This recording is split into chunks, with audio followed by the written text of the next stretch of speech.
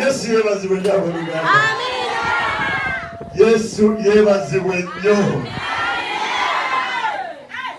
Enjovu eyimiridde.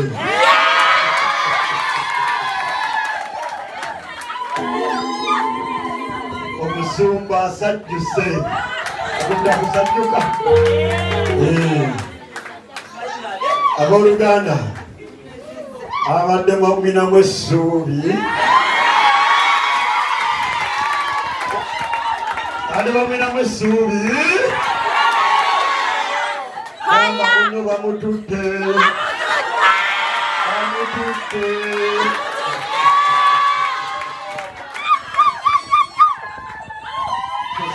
Tusale essaala ez'ekirogo. Omanyi balokole temutudde. Tusale essaala ez'ekirogo. Waliwo ayinza katubi kutula tekisoboka bisaka oswadde yinza kubeera bulungi ya Kristo Yesu. Sebo tubuuzeeko.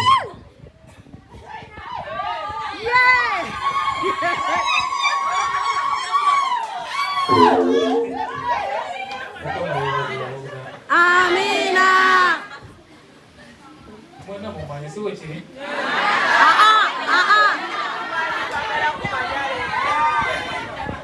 Banyaga benzera ya success. Omusemba mu kifo kino. Mukama nayogera mu Genesis 2. Sebo tuanze kubuulira. Mpaka jida leo. Tunakulita okubuulira. Ujayinza okumpamba essaawa zino olw'amafuta. Jambo tubuuzeeko.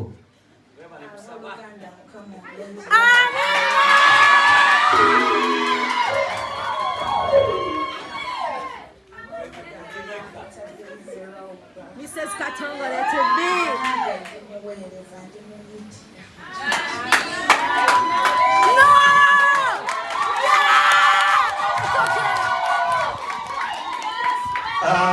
Abooluganda bano baweereza mu nnyumba eno era mu buweereza muno. Sebo olw'ebyuma kwega bambi.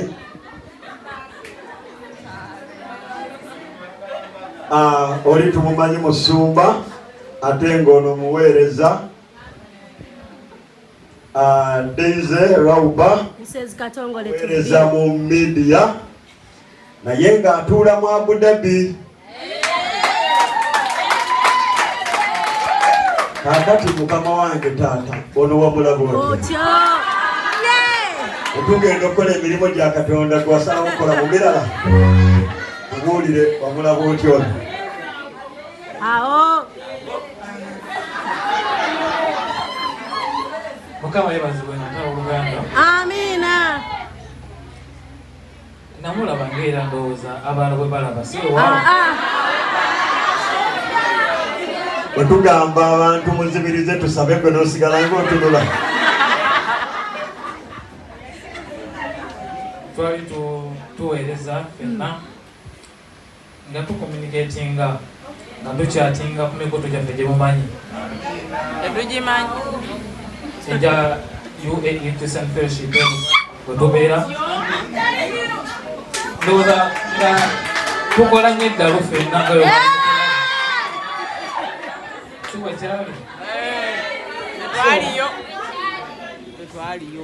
twakola nnyo eddalu netutuuka nolikola si zaffe naye ng'era tuli baddalu ne mu inbox nga tugatta kyonna kyonna so olunaku lumu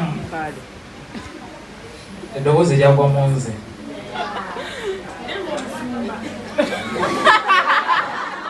Ne liŋŋamba ekigambo kye mugamba. Naye olw'okuba nti ffenna tulina eddalu ate nga twemanyi nagaana. Naye mugamba naye kale Mukama, bw'oba ogambye bw'otyo, nsaba olunaku lumu afadhali tukole tutya? Musinkane, saagala nnyo okukola kintu nga simulabyeko oba sirabanga ku muntu yenna. So yali conference ya Musumba Miriam.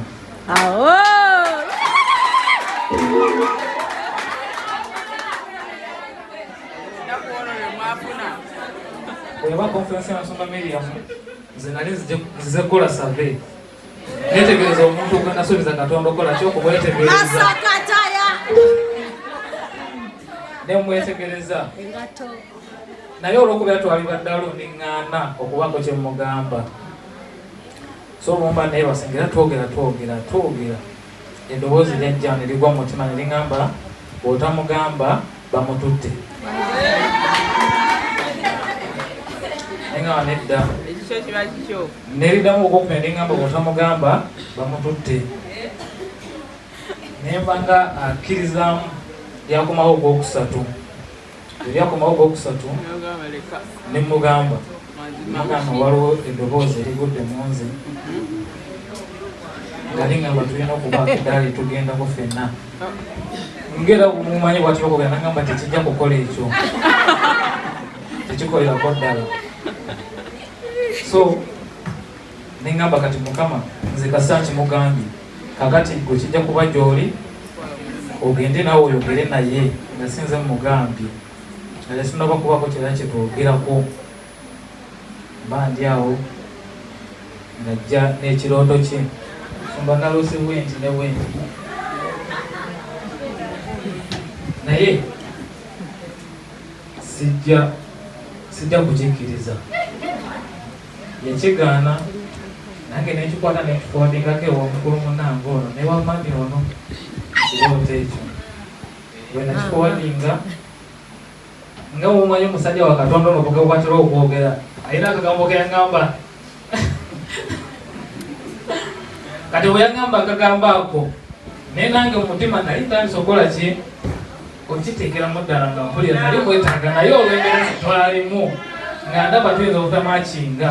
Era naye waliwo yagamba agamba n'agamba nti bwe tubeera mu nju okufa ababiri kutekubaako ambira eddagala.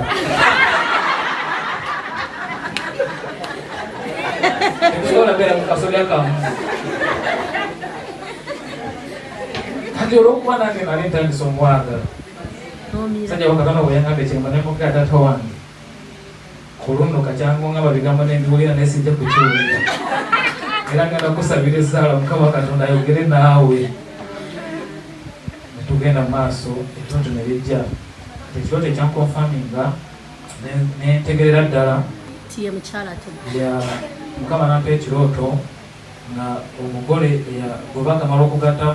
Kale namwe mujja kuloota ebyammwe muge kulya Musumba. Musumba emikolo gyammwe gyaddi? Emikolo ligenda kuba mu Desemba, ennaku zombi zijja kuba nga 12 ne 14.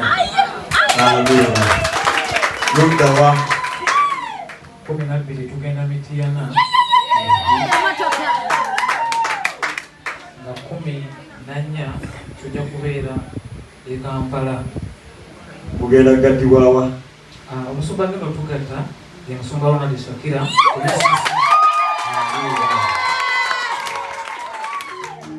Tusubire nti anaaba amaze okuva wano okugatta abawano. Bwekiri kuba nayogera naye nakonfaminga naga Mukama obanga wayogedde nze sirina buzibu nja kubagatta. Amiina.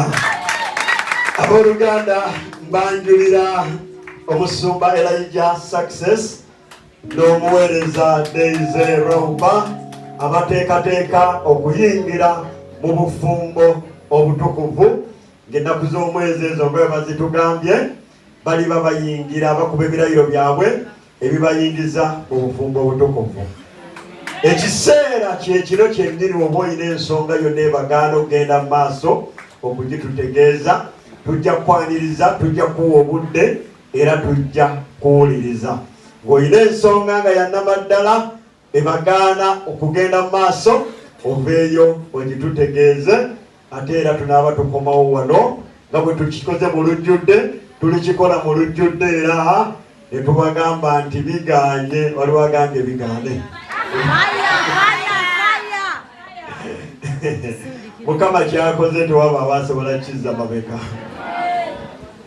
Kale mufukabire tubasabire.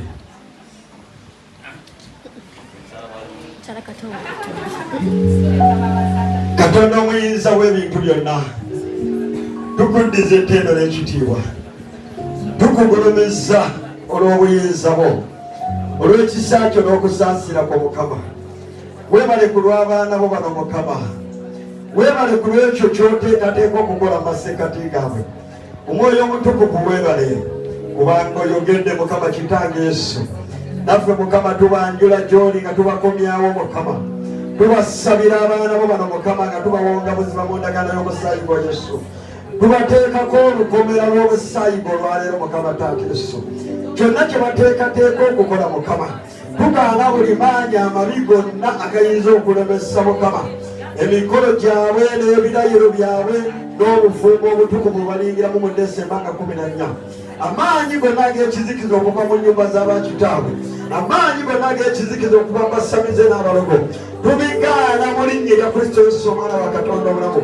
Bano Mukama tubaawula na musaayi gwo ayi Katonda omuyinza w'ebintu byonna Mukama. Tubabikka mu musaayi gwo ayi Katonda omuyinza w'ebintu byonna Mukama Taata Yesu. Nga nkwegayirira ayi Katonda wange Mukama. Bano baweereza abo Mukama Taata Yesu. Nekye bakola Mukama Taata kijjayo ekitiibwa ky'erinnya lyo. Taata nange kyenva nsaba Mukama bakolere emikolo egy'ekitiibwa. Bakolere emikolo Mukama Taata Yesu gigenda okuweesa erinnya ly'ekitiibwa Mukama. Leka ab'emityana Mukama bategeere Kristo Rawuba gwe yakkiriza. Leka ab'empiki Mukama Taata bategeere Mukama Taata omusumba Elijah Kristo gwe yakkiriza Mukama. Jangu obaviireyo Mukama okubakolera ekyenjawulo. Jangu olage ekitiibwa ky'erinnya lyo Kabaka wa bakabaka Mukama Kitange Taata.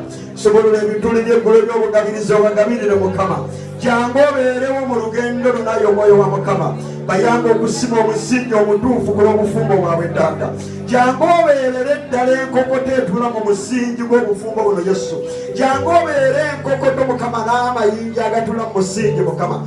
Bazimbe ekiseera kino Mukama bazimbe foundation ennungi Taata Yesu. Ku lw'ekyo kye banaayingiramu ku lw'ekitiibwa ky'erinnya lyo Mukama. Weerage mu bo nga Katonda omuyinza w'ebintu byonna Taata. Tukwebaza olw'okusaasirako, tukwebaza olw'ekisa kyo mu linnya erisinga amannya lya Kristo Yesu tusabye. Amen.